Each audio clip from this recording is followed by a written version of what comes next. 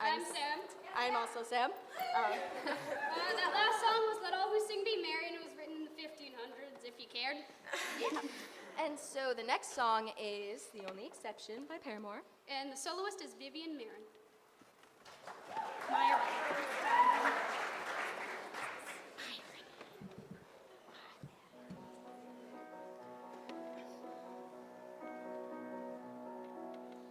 When I was younger, I saw my daddy cry and curse at the wind. He broke his own heart and I watched as he tried to reassemble it. And my mama swore she would never let herself forget. And that was the day that I promised I'd never sing of love if it does not exist. But darling, you are the exception. You are the only exception. You are the only exception. You are the only exception.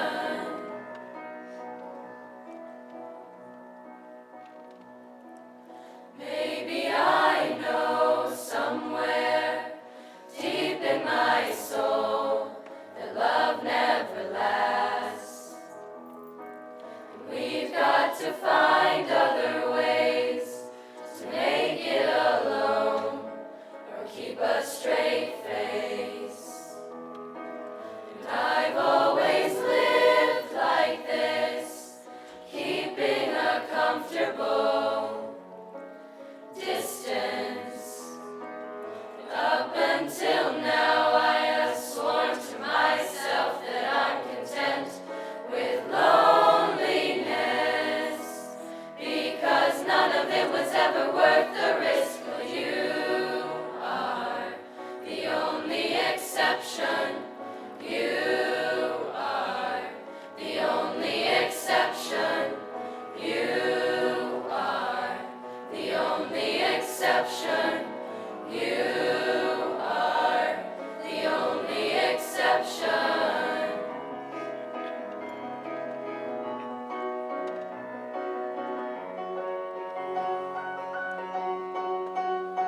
I got a tight grip on reality, but I can't let go of what's in front of me here.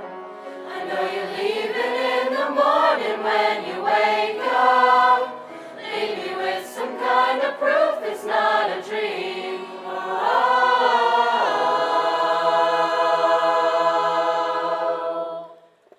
You are the only exception.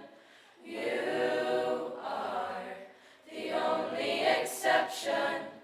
You are the only exception. You are the only exception. And I'm on my way to believing. Oh, and I'm on my way to believing.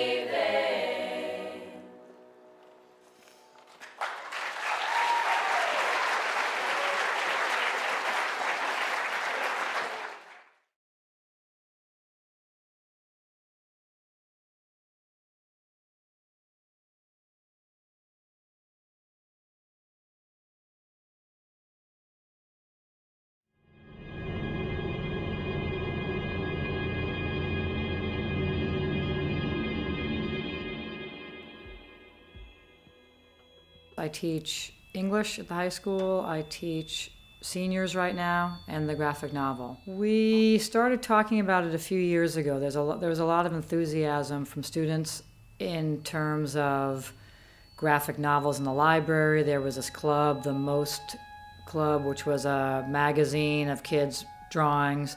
And I didn't really have a lot of exposure to graphic novels myself. I really wasn't reading them except for Mouse, which has been around since about the 1980s. But the kids who were doing it were really enthusiastic about it, and I was noticing that in libraries, even in our school library, that the number of books in that area was just expanding. My own daughter was very interested in it sort of from, I would say, late elementary school on. And I thought about, wouldn't it be great to have a class where a lot of kids who even didn't like reading that much would get a lot from it. This would be a great course for people who need to take an English class, but also might just attract people from sort of a really broad spectrum of students. Those who are really passionate about graphic novels, those who don't like to read so much, those who maybe like to draw and have this really artistic sensibility. We have a school where we value the arts, and so let's see if we can sort of combine arts and literature. That's kind of the inception of it. I had written a course outline, but then I decided, since it's elective, what would be ideal is to have students participate in the process of what they thought the course should be like. A lot of the students here have a very deep understanding of the graphic novel. They look at stuff online all the time. They're really interested in fan fiction and this kind of thing. So really their scope of their knowledge is really much, much broader than mine is. So for me, it's great because I think I'm learning a lot. But I think for them, don't know the classic texts like Mouse or Persepolis. The first book we read is called Understanding Comics, and it's by Scott McCloud, and it's this incredible book that really introduces everybody to this ideas of the panels, how color is used, how the picture plane is used, the gutter, which is the space in between the panels, when panels bleed, like you would have sort of a cliffhanger at the end of a chapter. We start with that, and we talk a lot about what is he showing us and what are we looking for. There's been some academic research saying that people who read graphic novels tend to remember the information pretty profoundly, more so than people remember just actually in a regular novel or in a regular essay, because the use of both text, which is very pared down, and then the use of pictures, which is also pared down to its most iconic form, tends to make the reader invest in the story. You have to bring a lot of your brain into the story. And so what happens is you activate as a learner. You activate as a participant in the process of the reading. You know, graphic novel is its own genre, like poetry is a genre, or essays are a genre. And so there's sort of certain language to talk about it. You do not have to be artistic, actually, to be in the class. The students said that they wanted to create a sort of a whole backstory to a character and generate this whole sort of character development over time, thinking about it, talking about it with each other, and then writing something. And then some people created that into just a written story, and some people did panels with that, and then they presented it. My whole idea is to sort of look at the depth and breadth of what's out there. I try to pick, as I said, pick memoir, pick superhero-y stuff, pick some sort of comical stuff. Graphic novels are graphic. There are some disturbing images. There tends to be a lot of sexy things in them. It is a part of the genre. And I think students are really exposed to that a lot in their lives. I think that that's what's on television, it's what's in the movies, but it tends to be very explicit. I think what's nice about this class, which is different than, a required English class, is that people chose it. And as a result, there's just a great enthusiasm for it. Everybody's pumped up to do the assignments. Everybody's pumped up to do the reading. It's just fun to read graphic novels. They're very engaging. There's just something nice about everybody coming in and wanting to do it. It's just fun and upbeat. It's just, the atmosphere is really nice.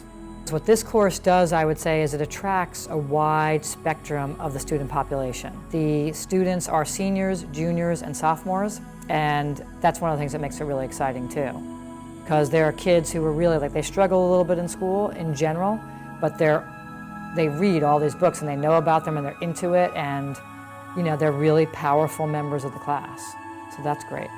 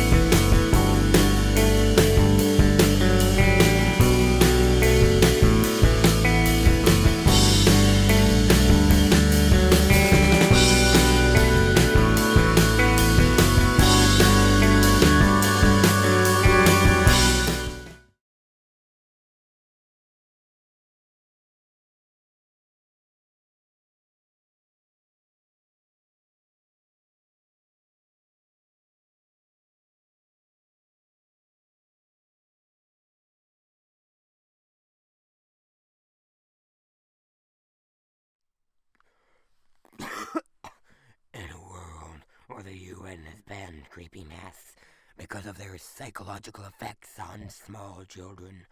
A revolution arises from Luxembourg. The naysayers, as they are called, spread horse masks worldwide. Unlike Luxembourg's wealth, the New England Guild is recovering from some hard times.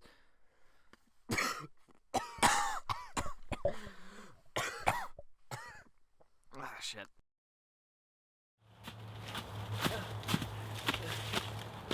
You're late, what's up? Oh my god! There's no way we're gonna make it to the end of the year. We have 15 more orders for a tire, and Black Friday completely drained our stores. And Luxembourg hasn't given us any of the money we need. What are we gonna do? Okay, calm down. We can figure this out somehow. Why are you not freaking out right now? There's no way that Commissioner Wilson is gonna give us anything without cash.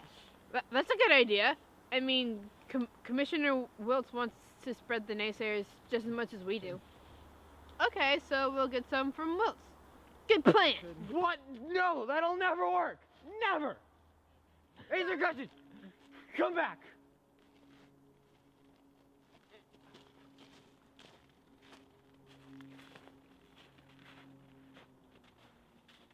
Come on, come back.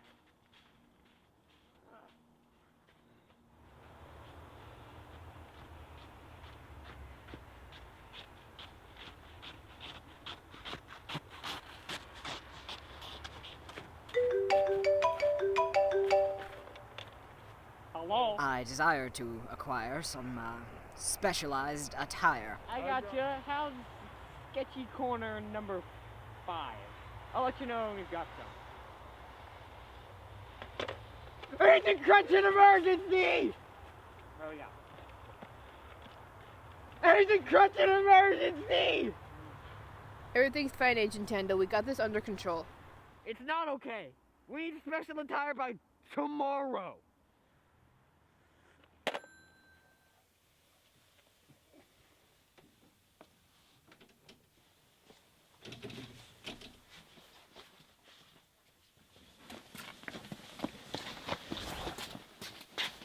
Commissioner Wiltz? Yes? Well, we're out of attire, and Agent Tando just got a new order for tomorrow. Could we get some specialized attire from you to fill the order?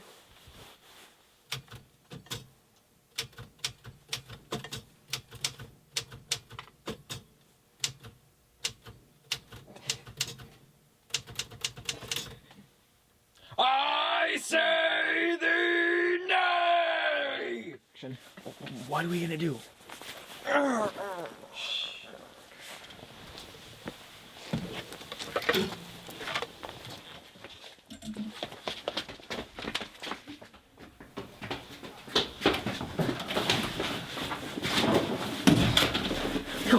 Go! I'll grab the lights,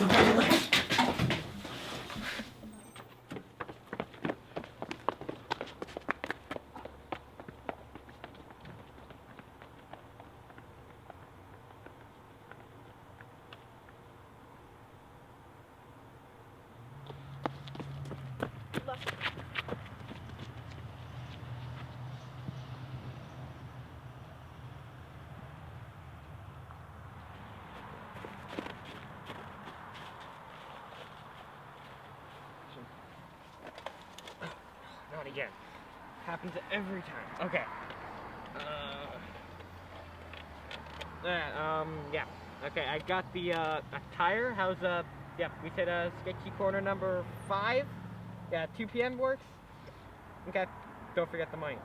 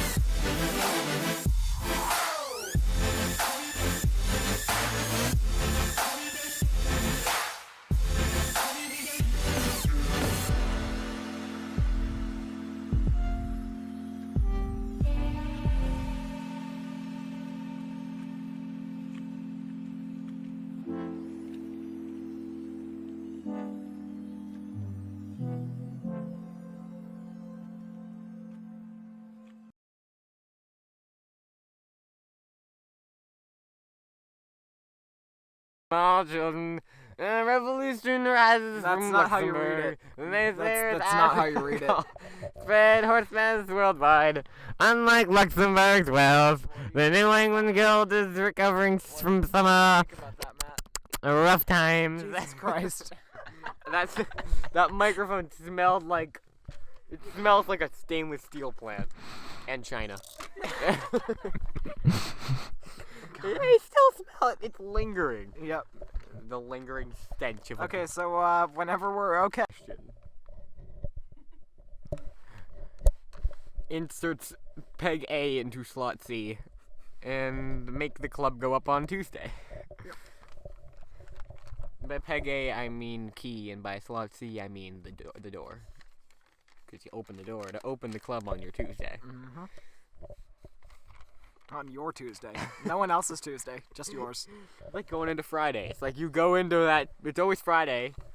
I like it's a club where it's always Tuesday. Hey, are we like ready or something? Yeah, sure. Rolling and action. Desire, that's shit. Rolling. It looks so weird. Rolling and action. Using that whole shot in the movie. You do not understand my hands are. I cannot feel my hands at all. Put them in your pants like you said you would. Joking. Do you want these gloves? You dirty whore. Sure.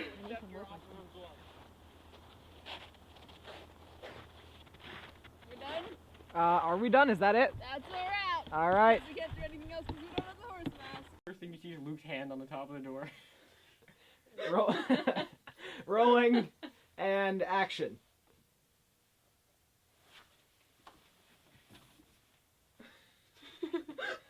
I almost fell. All right, move around. Move around. Do some dancing.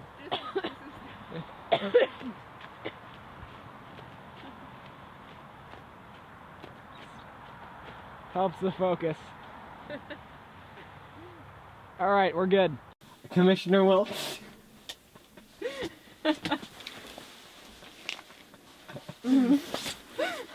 Well, I'm assuming that we're not. Anyway. Come on. Hey, I'm trying.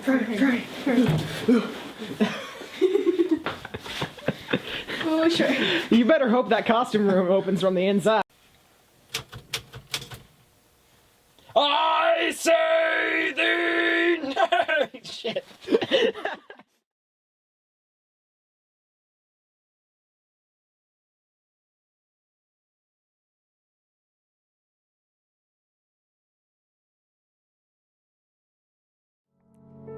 People have always told me that I can't do it. I'm not smart enough, not pretty enough. How would people ever listen to me? My father says this every day.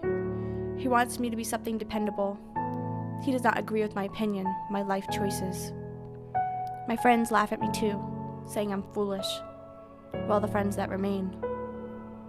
I thought they would help me realize my dreams, but they are the ones who ridiculed me. I used to declare my dreams to the world, but now I just write. I just write how they think I will fail and how badly I don't want to. Their expectations are too much. I can never be that person. I can't be satisfied with the life chosen for me. But I want to succeed, and I know that if I want something, I can get it. This all changed one day when a fortune cookie told me this. Success is never final, and failure is never fatal. It's courage that counts. I'm a journalist. I care about making a difference, because no one else cared for me. Now that I'm a great journalist, everyone gets surprised and tells each other, look, she used to be the failure. How did she achieve her dream? I grabbed my dream, and I made it true. Dreams come true because you have to think that they can and they will.